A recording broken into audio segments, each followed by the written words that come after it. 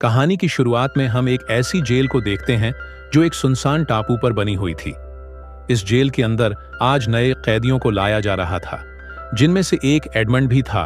Warden से मिलते ही Edmund उसे कहता है कि सर, मेरी मदद कीजिए, मैंने कुछ नहीं किया। मुझे यहाँ पर गलत इल्जाम में भेजा गया है। जिस पर वार्डन ने बड़े ही आराम से जवाब दिया कि मैं जानता हूं, अगर तुमने कुछ किया होता तो तुम्हें देश के अंदर ही किसी जेल में फेंक दिया जाता। यहाँ इतनी दूर इस जेल में सिर्फ उन लोगों को लाया जाता है जिनके खिलाफ कोई साजिश की गई हो। इसके बाद वार्डन ने उसे बहुत मारा। फिर उसे जेल के कमरे में बंद कर दिया गया, जहां पर एक लकड़ी का दरवाजा और एक छोटी सी खिड़की मौजूद थी। यह दरवाजा साल में सिर्फ एक बार खुलता था, जब वार्डन बिना किसी बात के उन्हें पीटने के लिए अंदर आता था। समय बीतता रहा और कमरे में अकेले बंद रहकर एडमंड बहुत परेशान रहने लगा। उसने दीवार पर लिखा हुआ था कि भगवान मुझे न्याय दिलवाए, लेकिन धीरे धीरे जब उसे उस जेल में 12 साल हो गए तो उसका भगवान से भी विश्वास उठता चला गया। उसे लगा कि मैं तो पूरी जिंदगी यहीं बंद रह जाऊंगा। लेकिन फिर एक दिन अचानक उसके कमरे की जमीन नीचे से उठने लगी। इस अनोखे हादसे ने एडमंड के होश उड़ा दिए। उसे लगा जैसे कोई भूत उसके सामने आ गया हो। कुछ देर घबराने के बाद एडमंड ने देखा कि जमीन के नीचे से एक इंसान बाहर आ रहा था। जमीन के नीचे से निकला हुआ यह आदमी एबे है, जो कि यहां से नीचे वाले फ्लोर का कैदी है। पिछले 5 साल से वह एक सुरंग खोद रहा था। किस्मत ने ऐसा चक्कर चलाया कि वह सुरंग सीधा एडमंड के कमरे में आ निकली, मानो भगवान का कोई इशारा हो। एबे के आने से एडमंड को एक साथी मिल गया था जिससे वह बातें कर सके, क्योंकि इतने समय से कमरे में अकेला बंद रह के वो पागल सा होने लगा था। इसके बाद एबे ने बहुत उत्साह से एडमंड को अपने कमरे में बुलाया। उधर एडमंड बहुत खुश था कि उसे पत्थरों से दीवार पर निशान बना बना के समय नहीं काटना पड़ेगा। और जैसे ही एडमंड एबे के कमरे में घुसा तो वो वहां का नजारा देखकर हैरान रह गया। एबे का कमरा बाकी कैदियों की तरह नहीं था। एक ठीक ठाक से होटल की तरह कह सकते हैं। वहां उसके आराम के लिए कुर्सियां थीं और शेल्फ पर पता नहीं कितनी किताबें पड़ी थीं। एबे ने एडमंड से वादा किया कि अगर वह सुरंग की खुदाई में उसकी मदद करें तो बाकी बचे समय में एबे उसे पढ़ा सकता है। एडमंड के पास वैसे भी कुछ खास करने को था नहीं, तो उसने तुरंत ही हां कर दी। इसके बाद वो दोनों खुदाई का काम शुरू करने ही वाले थे कि तभी उन्हें गार्ड के कदमों की आवाज सुनाई दी। डर से कांपता हुआ एडमंड तुरंत अपने कमरे की तरफ भागा और फिर उसने जल्दी से कचरे वाली टोकरी तैयार कर दी, क्योंकि गार्ड उसके फ्लोर पे भी आने ही वाला था। इस जेल में कमरे का दरवाजा सिर्फ 2 बार ही खुलता है, एक बार कचरा लेने और एक बार शाम का खाना देने के लिए। इसके अलावा पूरे दिन में दोनों के पास बहुत वक्त होगा, जिसमें वह बिना पकड़े जाने की चिंता किए आराम से खुदाई कर सकते हैं। सुरंग की इसके बाद एबे ने अपने बालों का एक छोटा सा गुच्छा काटा। पत्थर से चिंगारी निकालकर उसने बालों को जलाया और एक मोमबत्ती रोशन की। फिर वो दोनों जैसे तैसे सुरंग में घुसकर आगे खुदाई करने लगे। नीचे बहुत कम जगह थी, तो खोदना कोई आसान काम नहीं था। एबे का अंदाजा था कि इसी स्पीड से चलते रहे तो जमीन के बाहर तक पहुंचने में उन्हें कम से कम 3 साल और लगेंगे। एक दिन आराम करते हुए एडमंड को एबे की एक किताब में पता चला कि एबे कभी एक बहुत अच्छा तलवारबाज सिपाही हुआ करता था। इसके बाद तो एडमंड ने जिद पकड़ ली कि अगर अब उसे तलवारबाजी नहीं सिखाएगा तो वो नहीं खोदने वाला आगे सुरंग एडमंड का। अब अपनी जिंदगी में सिर्फ एक ही मकसद था, अपने दुश्मनों से बदला लेना। उसकी बातें सुनकर एबे मान गया और एडमंड को लड़ाई का हुनर सिखाने के लिए तैयार हो गया। एबे ने समझाना शुरू किया कि रफ्तार ही एक योद्धा की सबसे बड़ी ताकत है। एबी ने कमरे में टपक रही बूंदों से एडमंड को एक तकनीक सिखाने का सोचा। उसने टपकती हुई पानी की धार से अपना हाथ इतनी तेजी से गुजार दिया कि वह गीला ही नहीं हुआ, और कहा कि जिस दिन तुम्हारे हाथ इतने तेज हो जाएंगे उस दिन एक काबिल योद्धा बन जाओगे तुम। इसके बाद एबे वापस खुदाई करने चला गया और उधर एडमंड ने अपनी प्रैक्टिस जारी रखी। कुछ दिनों बाद एबे ने दरवाजे से लकड़ी के फट्टे तोड़कर नकली तलवार बना ली और एडमंड को बढ़िया तरीके से तलवारबाजी सिखाने लगा। जब उसकी तलवारबाजी की ट्रेनिंग खत्म होती तो एडमंड पढ़ाई पर ध्यान देता। अब उसका पूरा दिन पढ़ाई, खुदाई और तलवारबाजी की प्रैक्टिस में ही निकल जाता। कुछ महीनों बाद एडमंड की तलवारबाजी में जबरदस्त सुधार आया। अब एबे को दिखने लगा था कि एडमंड उससे भी बढ़िया तलवारबाज बन चुका है। एक शाम बातचीत के दौरान एडमंड को पता चला कि एबे पहले स्टेडिया नाम के एक बहुत ही अमीर परिवार के लिए काम करता था। उसके मालिक ने बहुत दौलत कमाई थी और अब नेपोलियन ने एबे को इसी खजाने की जानकारी हासिल करने के लिए कैद करवा रखा है। यह सुनकर एडमंड को बहुत गुस्सा आया, क्योंकि वो भी नेपोलियन के धोखे की वजह से ही अंदर बंद है। दिन दिन सुरंग की खुदाई उन्हें आजादी के और करीब ले जा रही थी। एक दिन उन्हें सुरंग की जमीन में पौधों की जड़ें दिखने लगी, जिससे एबे ने हिसाब लगाया कि वह दोनों बाहर निकलने के काफी करीब हैं। यह बात जानकर दोनों की खुशी का ठिकाना ही नहीं था, लेकिन जल्द ही कुछ ऐसा हुआ कि उनकी खुशी मिट्टी में मिल गई। सुरंग तेजी से हिलने लगी और फिर जोरदार आवाज के साथ बहुत सारे पत्थर और मिट्टी उनके ऊपर गिर पड़े, जिनके नीचे एबे दब गया। घबराकर एडमंड ने तुरंत पत्थर हटाए और एबे को बाहर निकाला। दरअसल उन्होंने गलत दिशा में खुदाई करती थी। सुरंग की खुदाई में उससे जरूर कुछ गलती हुई थी, क्योंकि ऊपर से एक खाने वाला डब्बा भी नीचे गिर गया था। एक बहुत भारी पत्थर एबे की छाती पर गिरने की वजह से वह गंभीर रूप से घायल था। अपने फेफड़ों में चोट आने की वजह से किसी भी वक्त उसकी जान जा सकती थी। अपने आखिरी लम्हों में एबे ने कमजोर आवाज के साथ एडमंड को बताया कि कमरे में एक पत्थर के नीचे किताब मिलेगी। उस किताब के भी नीचे कुछ छुपा हुआ है। एडमंड को वहां से उसी खजाने का नक्शा मिला, जिसके चक्कर में एबे यहां कारागार में बंद था। नक्शे को देखकर एडमंड बहुत चक्का रह गया। एबे ने उससे वादा करवाया कि वह इस दौलत का इस्तेमाल हमेशा अच्छाई के लिए करेगा और गलत कामों से जितना हो सके दूर रहेगा। एडमंड ने वादा किया, जिसके थोड़ी देर बाद ही एबे की मौत हो गई। एडमंड की आंखों में आंसू थे, क्योंकि उसे लग रहा था कि वह दोबारा से अकेला हो गया। तभी गार्ड खाना देने आया तो एडमंड दीवार के पीछे छुप गया। गार्ड ने आवाज भी लगाई, पर कोई जवाब नहीं मिला। जब वह चेक करने अंदर आया और उसने एबे की लाश देखी, तो वह घबराकर अपने सीनियर्स को रिपोर्ट करने चला गया। एडमंड ने तेजी से सुरंग का मुंह छुपाया और वापस चला गया। कुछ देर बाद गार्ड अपने कुछ साथियों के साथ वापस आया और एबे के शरीर को बॉडी बैग में डाल दिया। एडमंड सुरंग में छुपकर उनके जाने का इंतजार कर रहा था। जैसे ही गार्ड्स वहां से गए, एडमंड खामोशी से कमरे में घुसा और एबे की लाश को देखने लगा। लाश को देखते हुए एडमंड के दिमाग में एक आइडिया आया। उसने जल्दी से एबे की लाश की जगह ले ली। कुछ देर बाद वार्डन अपने आदमियों के साथ लाश को वहां से ले जाने के लिए आया। यह जेल एक सुनसान टापू पर थी, इसीलिए उन्होंने सोचा कि लाश को समुद्र में फेंक देना ही सही रहेगा। इस दौरान एक गार्ड खाना लेकर एडमंड के कमरे में गया, लेकिन जब बार बार दरवाजा खटखटाने के बावजूद भी किसी ने छू तक नहीं की, तो गार्ड को शक हुआ। वह दरवाजा खोलकर अंदर गया, लेकिन वहां उसे एडमंड नहीं बल्कि एबी की लाश मिली, जिसके बाद अब गार्ड चिल्लाता हुआ वार्डन को बुलाने के लिए गया। वार्डन जल्दी से यह काम निपटाना चाहता था और उस दिन तूफानी हवाएं चल रही थीं। समुद्र की लहरें पत्थरों से टकरा रही थीं, तो कुछ भी सुनना बहुत मुश्किल था। वार्डन गार्ड की बातों को सुनने की कोशिश कर रहा था, लेकिन इसी बीच एडमंड ने झटके से वार्डन की चाबियां चुरा ली।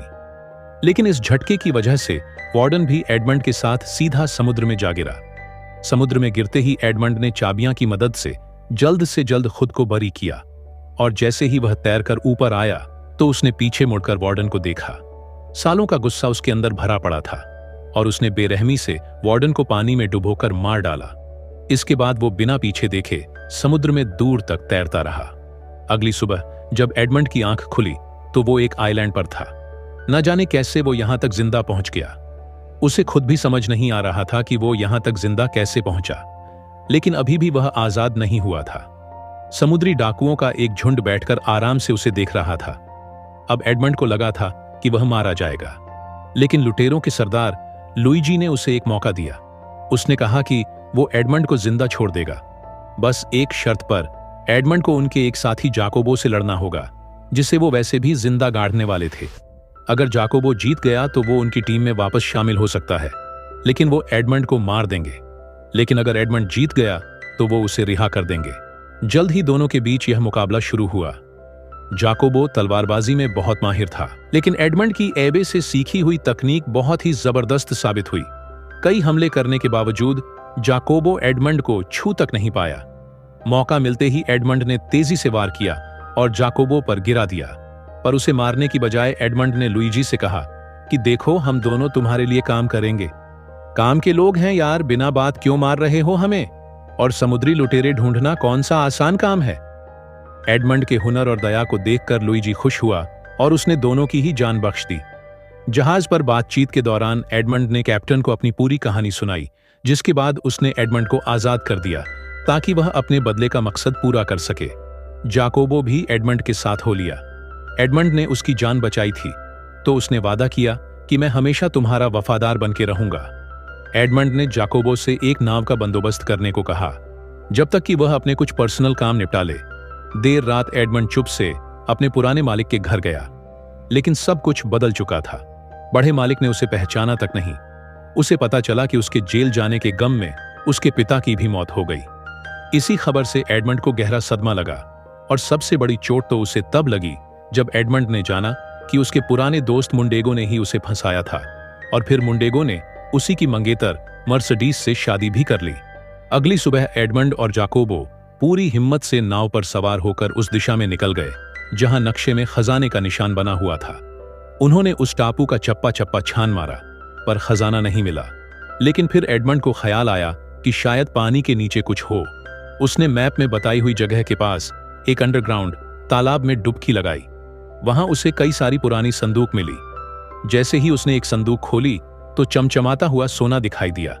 जाकोबो खुशी से झूम उठा और उसने जितना हो सके उतना सोना नाव में भर लिया। लेकिन पूरे खजाने को ले जाने के लिए तो उन्हें एक बड़े जहाज की जरूरत थी। लेकिन एडमंड के अंदर खुशी से ज्यादा अब भी बदले की आग थी। उसने फैसला किया कि यह दौलत बस एक ही काम आएगी, उसके बदले का रास्ता बनाने के। सबसे पहले एडमंड ने एक बड़ा आलीशान घर खरीदा और अपने आप को फ्रांस के एक नए रईस के रूप में सबके सामने पेश किया। साथ ही उसने अपने आसपास के बाकी रईस लोगों को भी अपने शानदार घर में एक पार्टी के लिए बुलाया। जल्द ही उसकी दावतों और शहंशाही अंदाज ने सबके बीच उसे मशहूर कर दिया। रईस लोग अब एडमंड में दिलचस्पी लेने लगे, लेकिन असल में एडमंड यह सब अपने धोखेबाज दोस्त मुंडेगो का ध्यान खींचने के लिए कर रहा था। लेकिन वो तो बिना उससे बात किए निकल गया।